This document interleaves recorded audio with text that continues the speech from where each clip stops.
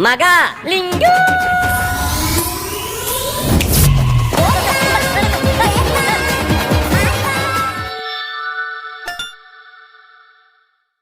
Assalamualaikum warahmatullahi. Halo sob, berjumpa lagi dengan PBP Movies. Kali ini saya akan melanjutkan ringkasan film superhero India berbahasa Tamil 2023 berjudul Veeran. Di bagian pertama, saya sudah menjelaskan awal Kumaran mendapatkan kekuatan petir, juga bagaimana ia membuat warga percaya adanya Dewa Veeran sebagai pelindung mereka. Kini ia harus muncul di depan warga sebagai Veeran, untuk menyelamatkan kuil dari orang-orang korporat yang ingin menghancurkan kuil. Sebelum melanjutkan, jangan lupa untuk subscribe, like, komen dan share, agar channel ini bisa berkembang dan terus menyuguhkan ringkasan film terbaik untuk Anda semua.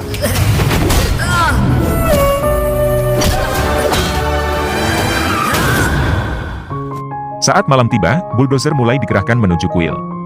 Tangarasu meminta Sakarai memberitahu Kumaran untuk membantunya mencari solusi. Sakarai pergi ke rumah sakit memberitahu ayah Kumaran, namun ayah Kumaran tidak mempedulikannya. Saat menuju ke ruang rawat inap, Kumaran sudah tidak ada di tempatnya. Ternyata ia pergi ke peternakan, kemudian memakai kostum Veeran. Ia menjentikan jarinya pada kuda. Di dekat kuil, para warga mencoba menghalangi proses penggusuran kuil, namun inspektur menghalanginya, dengan dalih mengikuti aturan hukum. Satu bulldozer mulai bergerak mendekati kuil, tiba-tiba muncul kilatan petir di sekitar kuil. Durai mendekati arah kilatan, kemudian petir menyambarnya hingga terpental. Lalu Kumaran muncul memakai kostum Veeran sambil menunggangi kuda. Para penjahat mencoba menyerangnya, namun Kumaran menghajar mereka satu persatu. Para penjahat pun melarikan diri dari sana.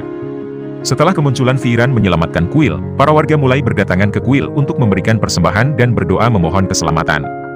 Dhruv datang ke kantor kepala daerah. Ia memarahi kepala daerah karena gagal menghancurkan kuil Veeran. Ia pun berencana untuk turun tangan langsung. Akhirnya Dhruv pergi ke kuil Veeran bersama asisten dan anak buahnya. Tiba di sana, ia pun langsung berlagak sombong meremehkan kuil Veeran yang disembah warga desa. Kumaran melancarkan aksinya, menjentikan jari. Klik. Kemudian Dhruv bertingkah aneh. Ia memuji Veeran dan menyembahnya. Si asisten pun terheran-heran dengan tingkah sang bos. Mereka akhirnya masuk ke mobil, kemudian pergi dari kuil. Di dalam mobil, Dhruv kembali sadar. Mereka memutar kembali mobilnya di depan toko Narayan dan kembali ke kuil Veeran. Di depan kuil, Dhruv memarahi asistennya karena takut oleh sebuah batu kecil saja. Kumaran menjentikan jarinya lagi. Dhruv langsung tersungkur di depan kuil. Ia pun meminta cek kepada asistennya, kemudian memberikannya kepada pendeta. Ia berkata, cek itu adalah sumbangan darinya, untuk membangun kuil yang lebih besar lagi. Anak buah Dhruv memasukkannya ke mobil, kemudian pergi dari sana. Dhruv kembali sadar, lalu kembali ke kuil. Saat turun dari mobil, Dhruv bertingkah aneh lagi. Ia menari-nari di depan warga desa. Dhruv kembali sadar.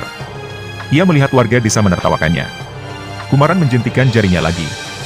Dhruv pun melanjutkan tariannya.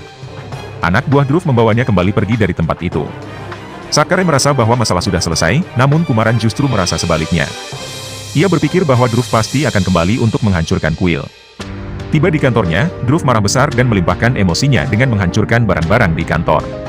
Asisten Dhruv memperlihatkan video ketika Dhruv menari di depan kuil. Ia pun melakukan panggilan online dengan para ahli. Beberapa mengatakan bahwa ada seseorang yang mengontrol gelombang elektromagnetik untuk menguasai pikirannya. Satu ahli menyarankannya menggunakan alat untuk mengukur gelombang elektromagnetik, supaya mengetahui siapa pelakunya.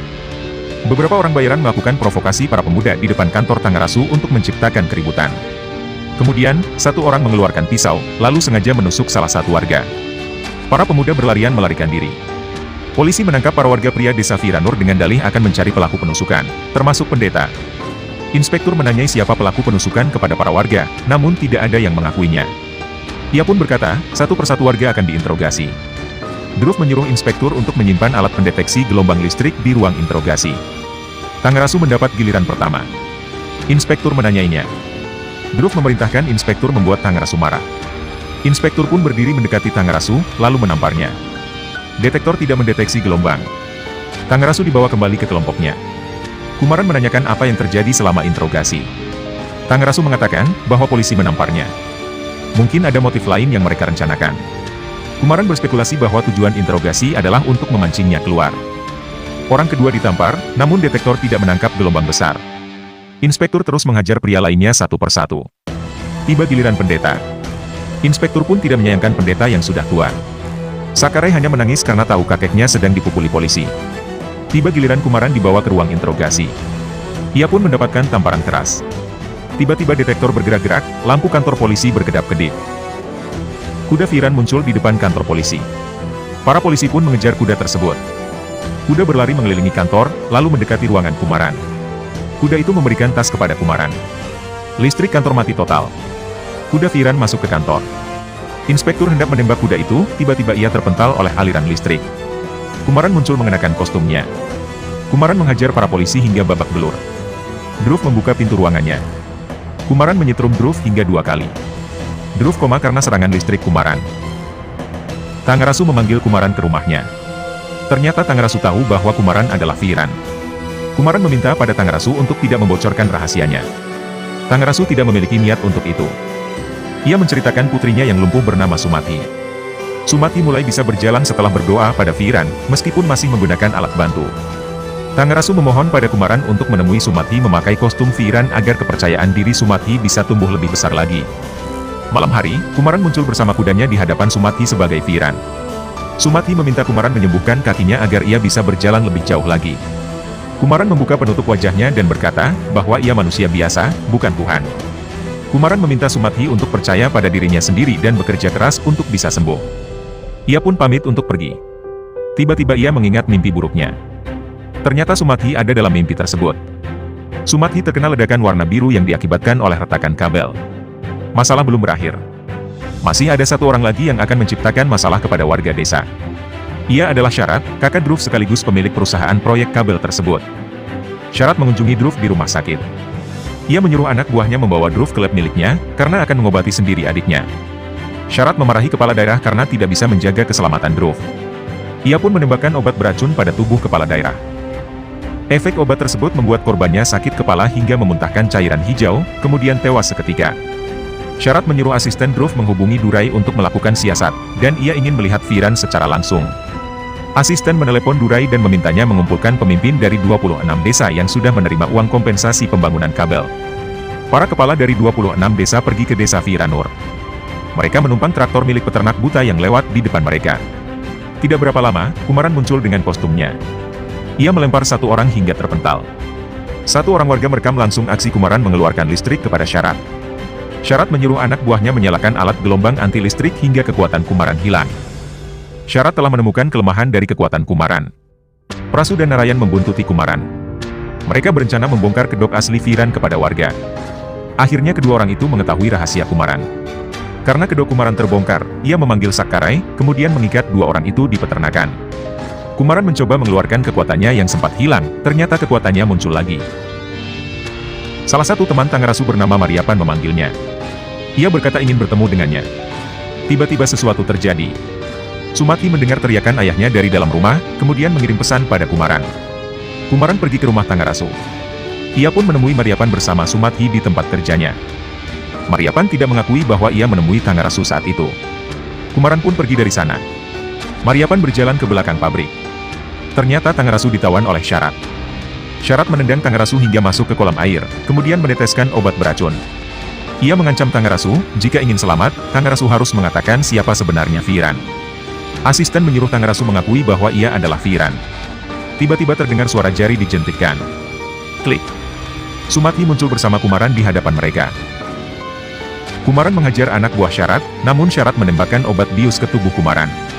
Kumaran pun melemah, lalu jatuh terkapar. Dhruv yang sudah sadar mencoba membunuh Kumaran, namun Sharat mencegahnya. Ternyata Kumaran tidak mati meskipun mendapatkan 2 suntikan obat beracun. Sharat berencana untuk menjadikan Kumaran sebagai objek dari percobaannya. Ia pun menyuruh Dhruv melanjutkan misi memasang sisa kabel terakhir.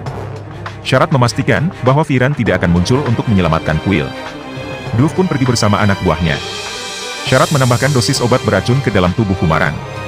Prasu dan Narayan pergi menuju lab Sharat diantar si peternak buta menggunakan traktornya. Namun traktor menabrak tiang listrik di luar lab yang menyebabkan aliran listrik lab padam. Kumaran pun sadar dari pingsannya. Ia menghajar Sharat. Terjadi perkelahian. Sharat mencoba menembak Kumaran, namun Kumaran memukul Sharat menggunakan tabung pemadam. Keduanya jatuh pingsan. Durai mengumpulkan warga desa. Ia mengatakan bahwa Firan hanyalah manusia biasa. Firan palsu telah ditangkap oleh bosnya dan akan diekspos esok hari. Pendeta mengatakan, jika mereka menghancurkan kuil, Firan akan muncul. Durai tidak takut pada ancaman pendeta. Ia mengajak para warga menyaksikan penghancuran kuil. Para warga pun meninggalkan pendeta sendirian. Kumaran pergi ke peternakan. Meskipun terluka, ia tetap memaksakan diri memakai kostum Viran untuk menyelamatkan kuil. Saat berjalan mendekati kuda, ia terjatuh dan pingsan. Sang kuda membangunkannya. Ia pun terbangun. Bulldozer mulai menghancurkan tembok kuil. Durai mengoceh tentang Viran di depan warga desa. Tiba-tiba terdengar suara kuda. Kumaran muncul menunggangi kuda dalam keadaan lemah. Druv yang kesal mengambil sekop, lalu menghantam kepala Kumaran hingga terjatuh. Druv tersenyum puas melihat Kumaran tak berdaya. Ia pun mendekati kuda kemudian menghantamnya. Druv kembali menghajar Kumaran berkali-kali. Pendeta memohon pada Druv supaya Druv tidak memukul Kumaran lagi. Druv mencekik leher pendeta, kemudian mendorongnya ke ladang jagung. Druv menantang warga desa yang berani melawannya. Ia pun mengoceh tentang kebenaran proyek, bahwa kabel bisa meledak kapan saja. Druv menyuruh anak buahnya melempar Kumaran ke ladang jagung. Kumaran dilemparkan ke ladang jagung. Druv menyuruh anak buahnya melanjutkan pekerjaan menghancurkan kuil. Keruk digerakkan menghantam ujung batu kuil. Tiba-tiba tanah retak menjalar dari kuil menuju tiang listrik di pinggir ladang. Tiang listrik bergeser, membuat salah satu kabel terputus dan jatuh di atas telapak tangan Kumaran. Anak buah Druv memeriksa ladang jagung. Kumaran berdiri di hadapan mereka sambil memegang kabel bertegangan tinggi. Ia mengayunkan kabel dan mengenai para penjahat hingga mereka terpental. Kumaran keluar dari ladang, kemudian menghajar para penjahat. Kekuatan Kumaran belum pulih sepenuhnya, sehingga ia terlihat kewalahan setelah menghajar para penjahat. Tiba-tiba Druv menabraknya, hingga Kumaran terpental ke depan kuil. Kumaran berusaha berdiri. Ia pun melepaskan gelang pemberian pendeta. Karena gelang terlepas, ia bisa mengeluarkan kekuatan bola listrik yang besar. Druv berusaha menyerangnya, namun Kumaran menembakkan bola listrik ke tubuh Druv. Druv terpental ke arah mobilnya, kemudian jatuh tak sadarkan diri. Pendeta dan warga desa menempelkan kedua tangannya untuk menyembah Viran. Kumaran berkata bahwa ia bukan Viran, melainkan manusia biasa. Ia berpesan pada warga desa untuk bersatu melawan ketidakadilan, maka mereka tidak membutuhkan Viran. Prasu dan Narayan mencari syarat ke dalam bled. Prasu menemukan senjata berisi obat beracun dan tanpa sengaja menembakkannya hingga mengenai syarat. Mereka memberitahukan informasi terkait Viran dan meminta imbalan uang untuk informasi tersebut. Syarat yang sudah terkena racun memuntahkan cairan hijau ke tubuh mereka. Pendeta melakukan ritual penyembahan di depan kuil Viran, kemudian ia memberikan manuskrip sejarah Viran pada Kumaran. Kumaran membacanya. Ternyata cerita karangannya tersebut sama persis dengan apa yang tertulis di dalam buku manuskrip. Film pun selesai. Terima kasih sudah menonton tayangan ini sampai akhir. Jangan lupa subscribe, like, komen, dan share untuk ringkasan film lainnya yang tentunya lebih seru lagi. Sampai jumpa.